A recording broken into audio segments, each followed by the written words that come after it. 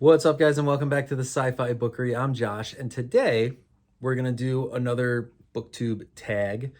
And this one was coming to us from Art at the Bookshelf Odyssey. He didn't tag me in it, but I know he wanted to.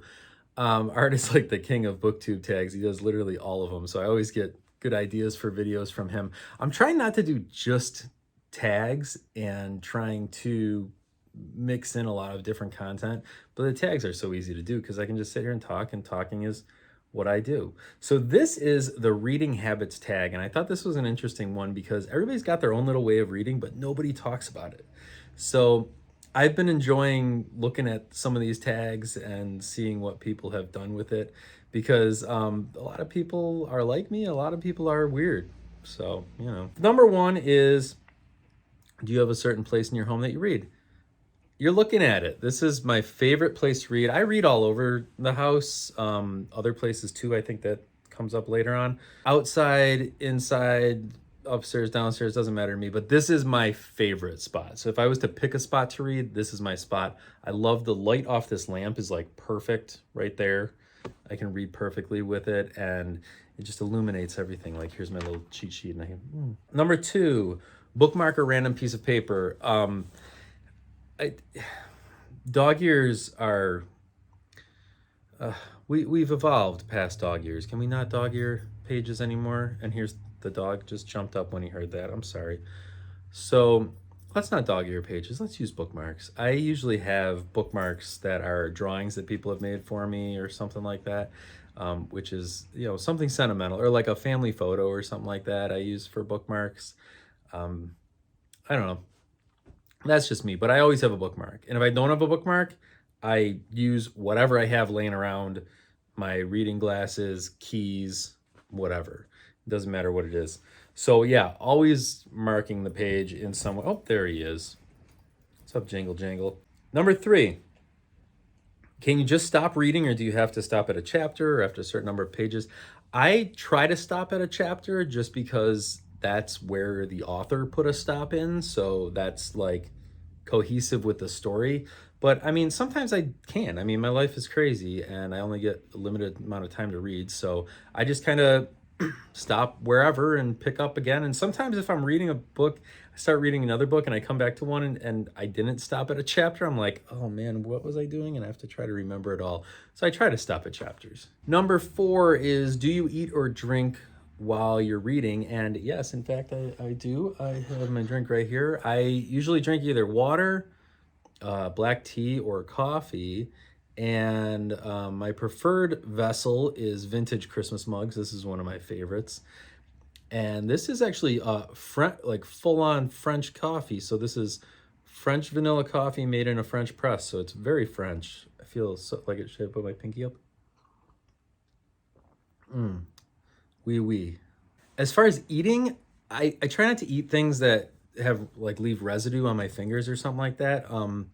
Pretzels is a good one for me. I do a lot of pretzels, or like I really like candy. So that's another thing that I like to eat sometimes, but I don't really eat a lot like when I'm reading. It's mostly have like a drink with me. Number five is a bit of a controversial one in the book community. It's multitasking. Do you watch TV or listen to music or something like that while you read? I can't read if the TV's on. It's hard for me to concentrate. I mean, I can, like, if the kids are watching some mindless YouTube channel or something like that, I can read while that's going on, but I prefer to listen to music.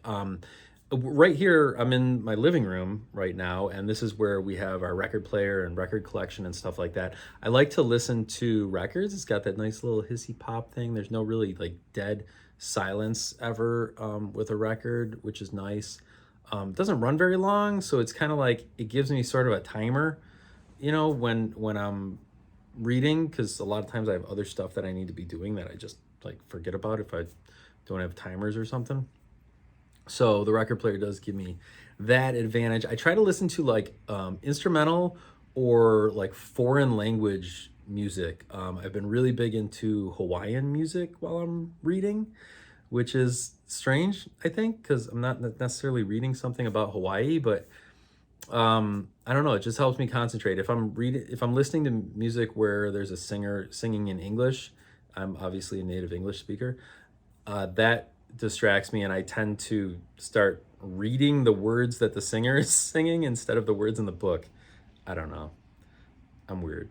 Number 6 is one book at a time or multiple books, and that is a good question, and it kind of varies. It depends on the book I'm reading. If I'm reading a book that I just can't put down, I need to finish that book. Or if I'm reading a book that's really heavy, that I need to think about a lot, I will just read that book. But if I'm reading something more like general vintage sci-fi, I will have multiple books going. Like right now, I have like sci-fi vintage paperback, like pocketbooks. That's a lot of what I read, just kind of in my mindlessness.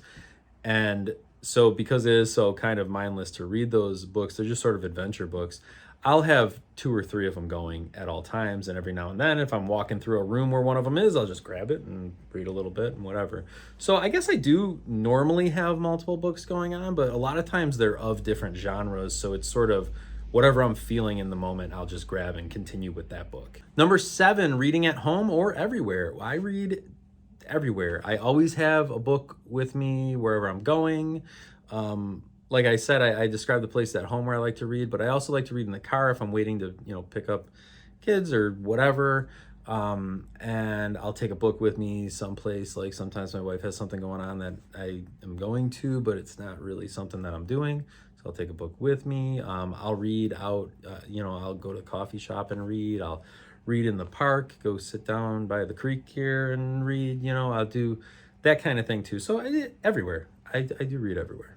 Reading out loud or silently in your head, always silently in my head. I never read out loud unless I'm reading to somebody, but if I read a lot slower out loud than I do in my head. So I just prefer to read in my head. Plus, that's where the story's happening. All the visuals are in my head, so I just keep it in my head. Number 9, do you read ahead or skip pages? Never. That's the work of a sociopath right there. I do not do that. I need to stop myself from doing it a lot of times because I will think, oh, I'll just read that last. Or like I check to see how many pages are left and I'm like, ooh, maybe did I see it? Did I see it? I don't know. But yeah, I really try not to because I like to be surprised, like you should be with a story. Number 10 is another really controversial one. Breaking the spine or keeping it new. I'm a big time spine breaker. I fold my books in half. I roll them over and stuff. I do that with my comic books too, and it drives people crazy. So I don't know. That's me again. I'm weird. I don't really. Maybe it's the reverence. I'm more have the reverence for the story than the physical book itself. Even though I do read really old books a lot of times, but hey, that's fun. And I like to find books that people have used really well. That they're well-loved books. So that has a little bit about that character of the book itself, like the physical object that's moving between people throughout time, to have it be a little beat up. And I remember my grandma, every book she read had a coffee stain, like from a coffee mug on the cover, because she would just put her coffee mug down wherever it was and spill a little bit. And it was just, I have some of her books and I love that because I can picture her reading that book, setting it down, putting her coffee on top of it, and then here I am with my coffee. I try not to coffee stain my books, but I will bend them puppies right in half. And the last one, do you write in your books? I do not. I don't understand the annotating method that people use. I've watched videos on it and stuff, and it doesn't make sense to me to do that. However, I did see that Art mentioned this too. I love finding books that other people have written in. It's kind of funny. I don't know. That's kind of a weird thing. Or people that have drawn on the covers or whatever. I found a book one time that somebody had their shopping list on the back cover of the book. Thought that was kind of a fun find. Or books that people write their names. Like I don't even put my names in the books. But yeah, I just read it, and if I forget something, I forget something. It's not a big deal. I tend to lock in what I read though, so maybe I just don't need to annotate it. If I was doing it for a report, or like if I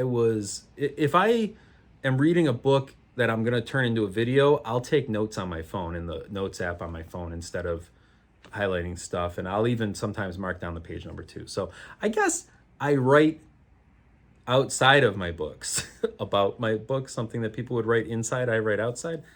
I don't know. So that was the Reading Habits Booktube tag, and thank you, Art, for bringing me to this one, sort of vicariously. I'm still still watching some of the videos that people have done on this tag. Really fascinating, the different ways that we approach books and the different ways that we consume books. I think that's super interesting and very telling of kind of the human experience as a whole. So thank you guys so much for watching. I'm Josh. This is the Sci Fi Bookery, and we will see you next time.